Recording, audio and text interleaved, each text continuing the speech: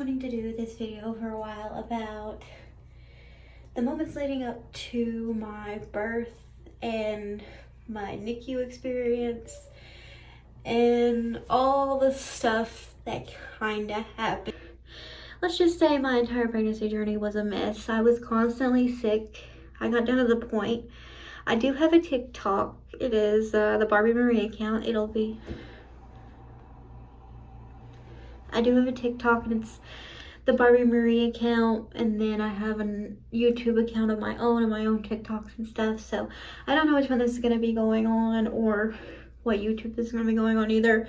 So wherever you're from, I have many platforms, but my Barbie Marie account is almost at 30K, and I stopped doing TikToks because I felt really sick.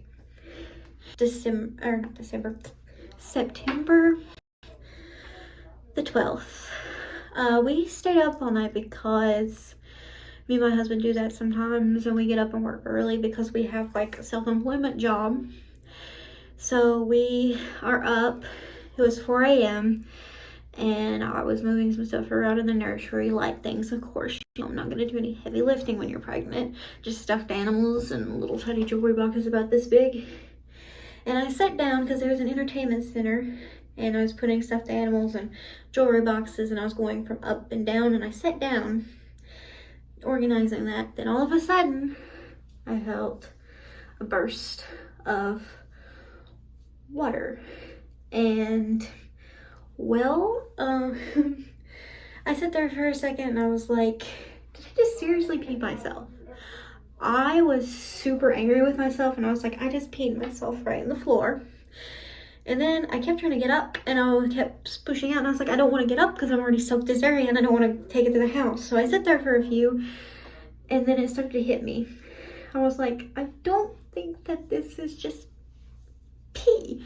I think that this is just my water breaking. My first initial thought was, they got my date totally wrong. I'm giving birth now.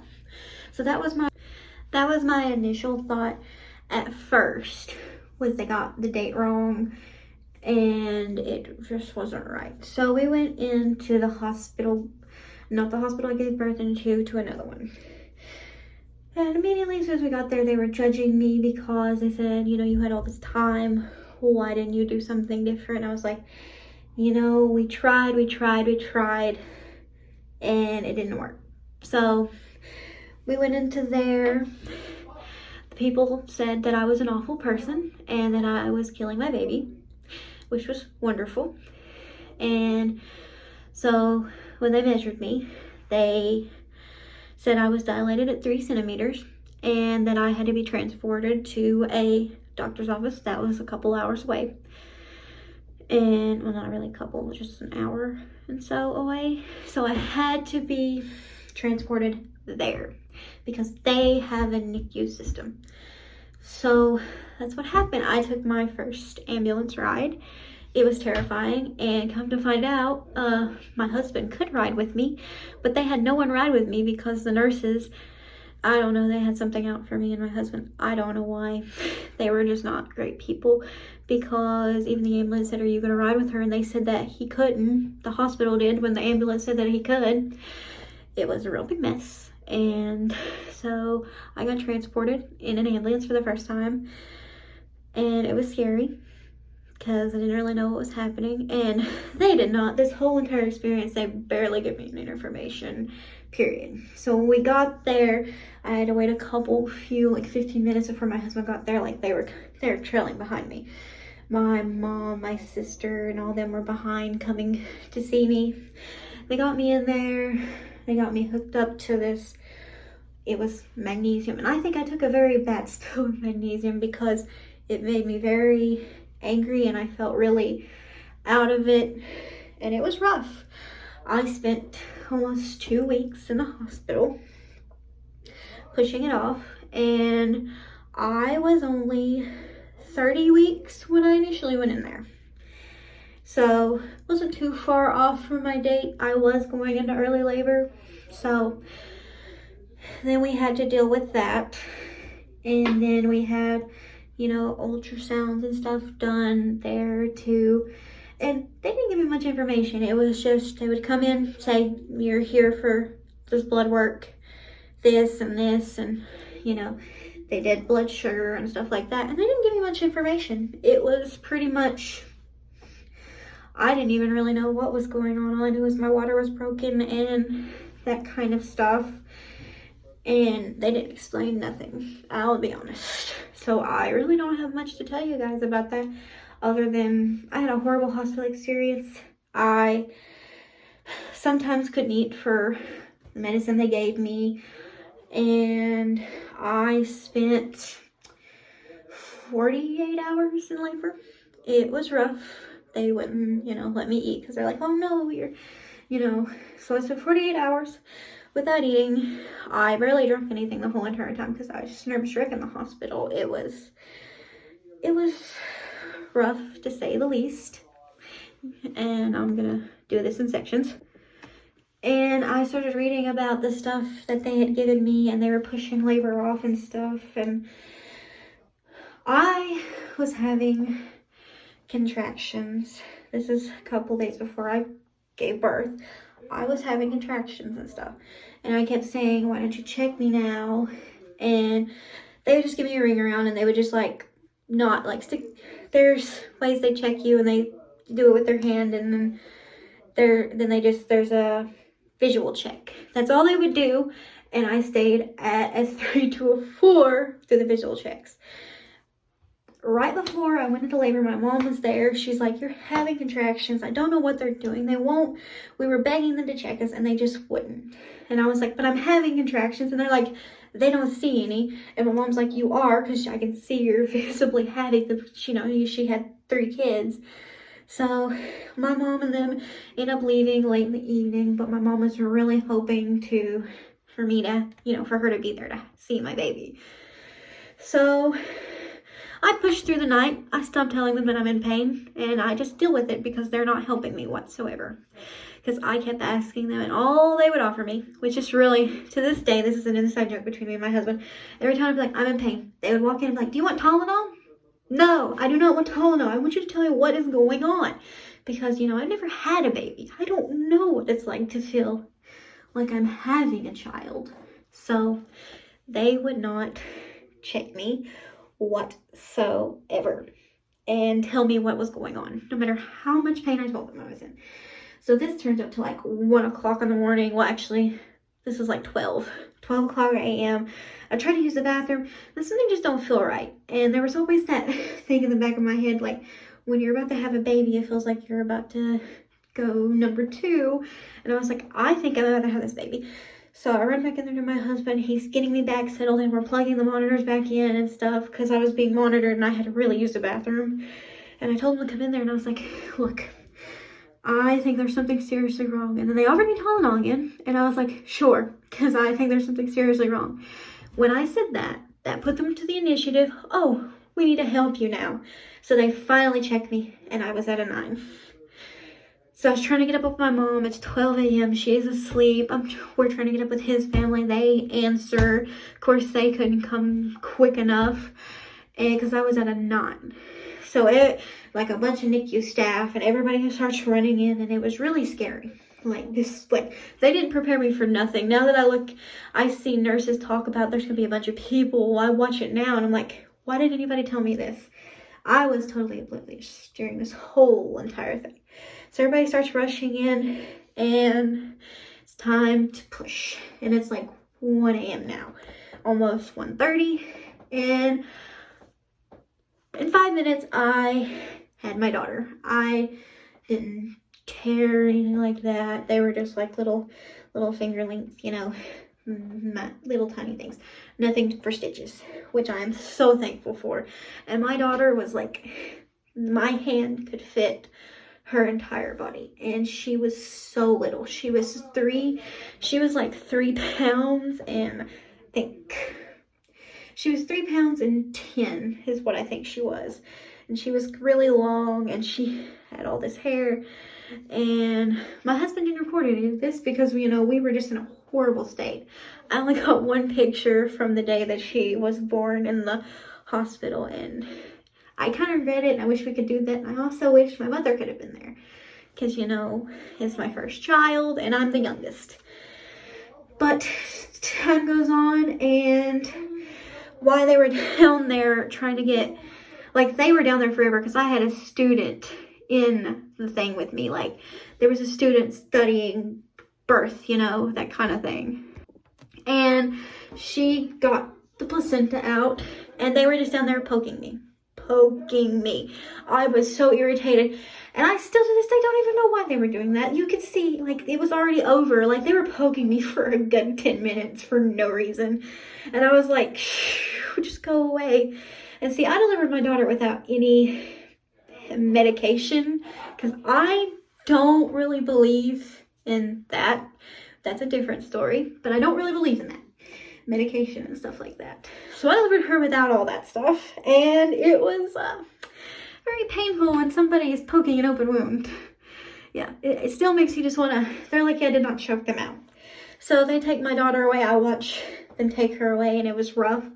And also during my push out, I thought that because I thought they cut the lights out on me. Like, it went dark, and my husband's like, no, none of that ever happened. So I was like, I'm pretty sure I blacked out, and they didn't even know it. So it took 5 minutes to actually deliver her, and she was born at 1:24 a.m. I'm pretty sure. Sorry, the day, like, this is, I will tell you, the stuff that they had me on made it all a blur, and it made my mind not work. And it was bad. So they took her up there. We had to wait 2 hours because that's kind of their procedure. Every time they get a new baby, the NICU closes for 2 hours, and then we can go see her. And they were getting closed down. So we barely had a little bit of time with her right after her birth. So they went through the discussion process and all that kind of stuff about afterwards and stuff like that. Then we tried to do, you know, pumping, you know, for breastfeeding and stuff. And pumping ended up not working for me. And the lady, the lactician, scared the crap out of me because she literally, you're supposed to do it easy. She literally manhandled me, like literally manhandled me. So I was pretty much in fear of doing that. And soon I pumped like this much. And it went on for a couple days, and then I just kind of dried out. I mean, I think that's because, you know, I didn't get a bond with my baby because the NICU experiences were even worse. So when we finally got to see my baby, there was this really hateful lady, and she just went on, and we can only have 4 people come back, like 4 grandparents. My husband, he is adopted, so he has his adopted family, and I have mine, my parents, my biological parents. So that's who we put down on the 4 list. Oh, and this lady, she does not like men. I'll just say that. Every time when a man would come up there, like his adopted, well, my daughter's adopted grandpa would come up there, or my dad, her papa, would come up there. They would ID them, but wouldn't ID the women. Yeah, so then we had really bad nurses and really good nurses and an awful doctor. So let's go ahead and get started into that. So as time went on, we would go up and see her. We stayed at the Ronald McDonald House for a while. So it was like right across, so we would just walk and do that and see her. And we would work too, because like we had a job where we were self-employed, so we would work and then we would go see her. We would see her mainly at night and stuff. And they kind of wouldn't tell us much. It was kind of just like, oh, she's growing, you know, she has to be 4 pounds before she could go home. She had to be off oxygen, regulate her own temperature, and take a bottle. Well, she immediately went off oxygen pretty fast. And then she started regulating her own temperature. Then we had a relapse and she went back on oxygen. But she wouldn't take a bottle for a very long time. And she still has problems with the bottle. I think they gave her issues because they tried to force feed her a lot of times.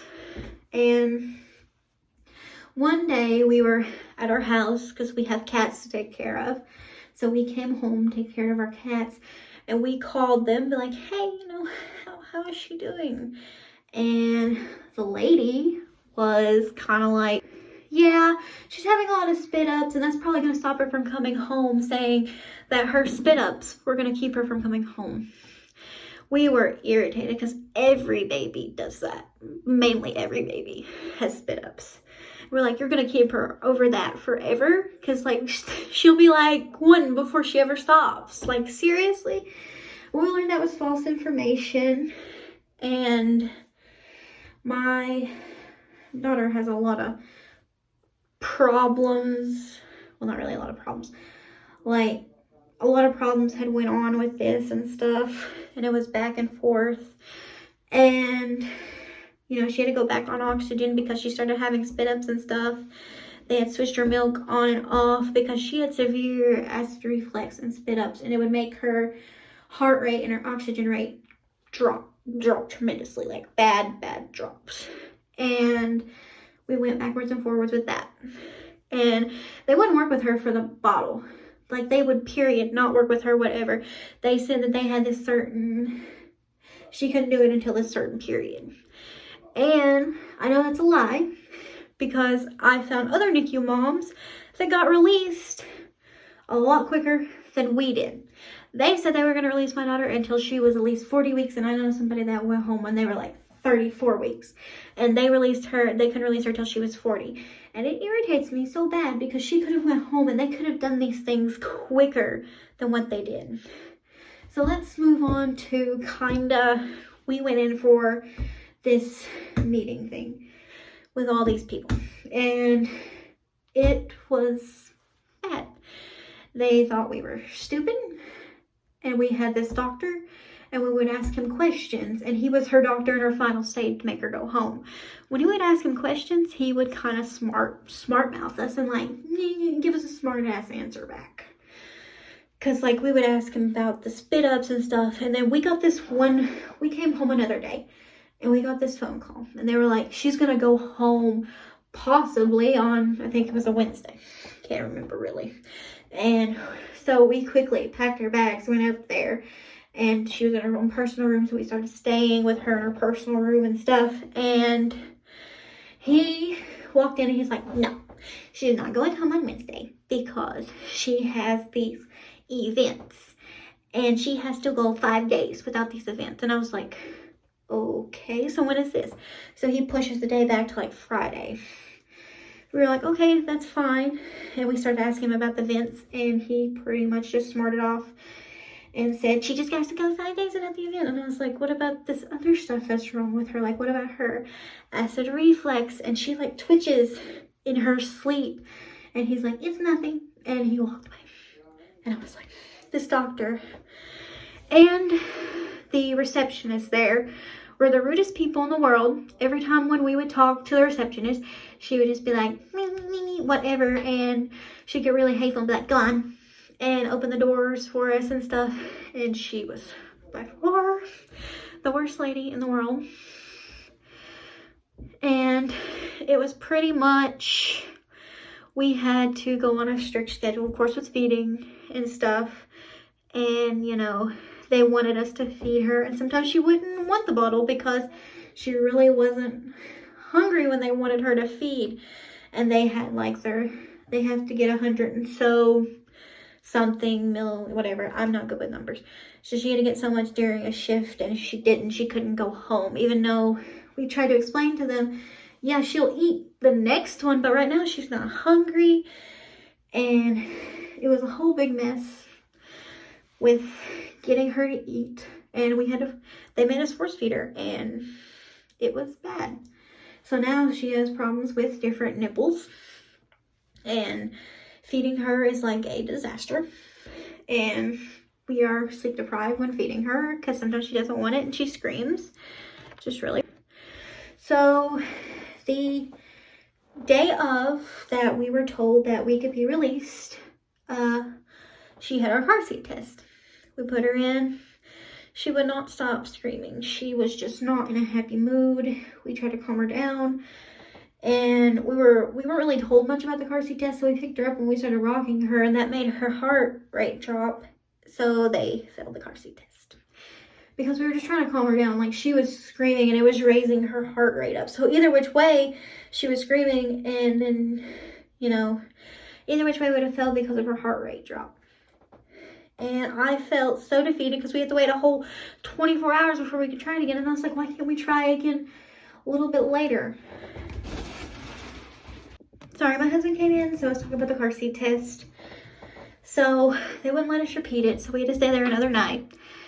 And then, so the next day happened, and he's like, well, if she passes the car seat test and doesn't have an event, then she can go home.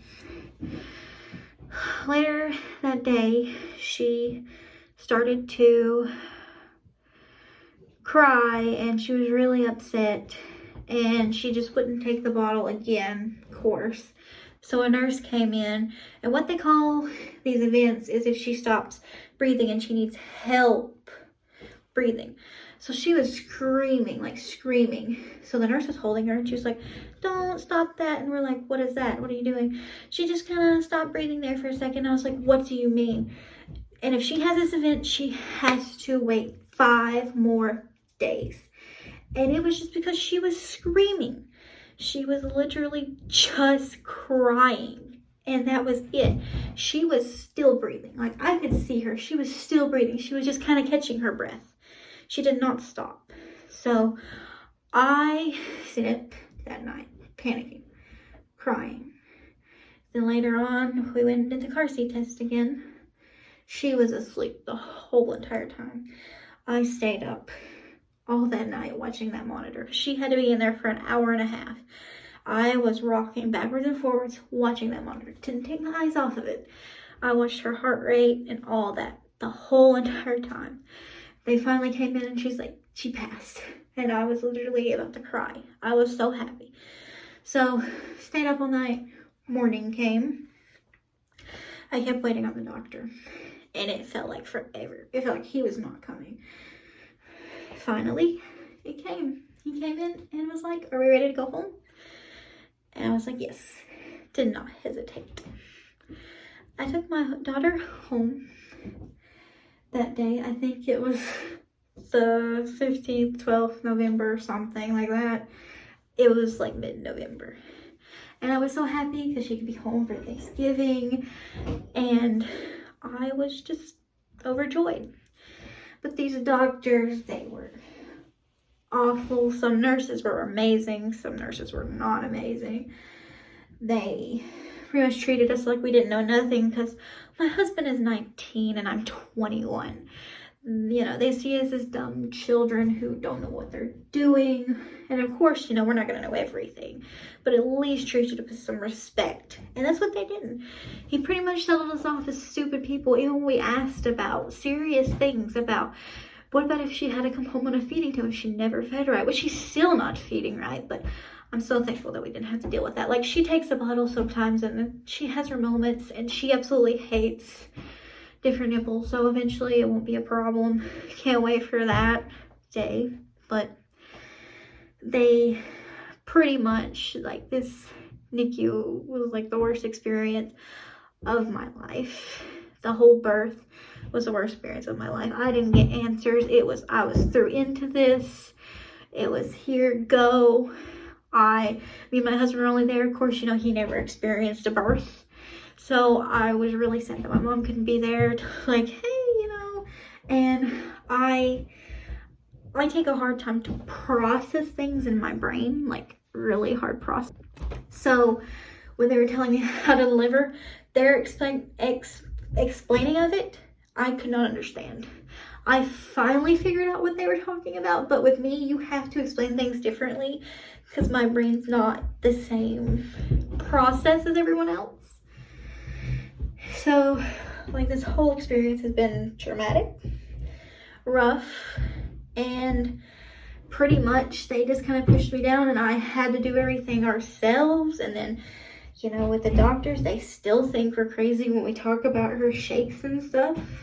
She has shakes and they just still level us off. And that doctor, I'm so glad I don't have to see him again because he was such a smart aleck about everything. And he pretty much would come in for like a second. We ask a question, he would smart off about it. and leave and not come back for the rest of the day. Yeah, it was that bad. And when we'd ask him when she would go home, he was like, she just can't have an event for 5 days. And that's all we would really get. And I didn't learn about what these events were until like the last day, because he said an event. And I was like, what is an event? We thought it was an acid reflex attack for a long time. Like for the last day, he finally explained what the events were. And I was like, are you serious? Well, it lasts like 2 days, because I didn't know for a while what the events were. He even told us in the meeting before she got put into a private room that she had events, and we thought it was like acid reflux events. And see, with it, she was in and out of private rooms every once in a while. Her acid reflux and make her heart rate drop and stuff. So she was in and out of private rooms and coming in and back out. So we didn't move into a private room with her till the end, because we were like, you keep taking her away and moving her. Like we would go home, she'd be in a private room, and then we would come back and she'd be back in the NICU, or we would leave and they would move her. Like when we had to come back to feed our animals and stuff. And I was like, really? So this whole experience has been pretty rough.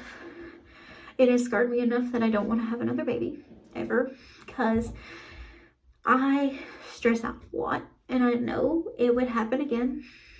The stress related water breakage. And I cannot go through that again, because they didn't tell me anything. I had to sit there without any help or really knowledge about this whole situation, other than, you know, your baby's gonna come. And she came at 32 weeks. She was not released till she was almost 40 weeks. She was almost to 40 weeks around that time. So it was an experience that I would never want to do again. Took my first ambulance ride. Also had to go to the ER and get, you'll will not believe this, my first x-ray. I never had one, which is funny. But I had severe gas buildup because of her. And after that, I really suffered really bad gas attacks, for the point where I was screaming to the top of my lungs in pain. So this whole thing had been pretty rough. And even when I went to the doctor for that, they were like, all you have is gas. And they didn't give me anything for it. And they said they couldn't. So I'll just say that the doctor's office was pretty rough. We had smart alecky nurse, smart alecky doctors, bad clerks. But there were some nurses. There was this one guy nurse. He was really amazing. And my husband and them were like talking about Call of Duty and stuff. And it was kind of more better with that. But yeah, this experience was up and down. My daughter's currently now 6 pounds. Halfway taking bottle. We still have to switch it every once in a while, because sometimes she's just like, don't want it. I don't want nothing to do with it. She still takes the shakes. Still trying to figure out what that is. And for now, that's kind of the journey. And if anybody has any more questions about it, I can go into more detail. I was just trying to squeeze a bunch of this in, because it was a lot and it was a blur. We'll tell you that. It was pretty rough. So this is my birth story.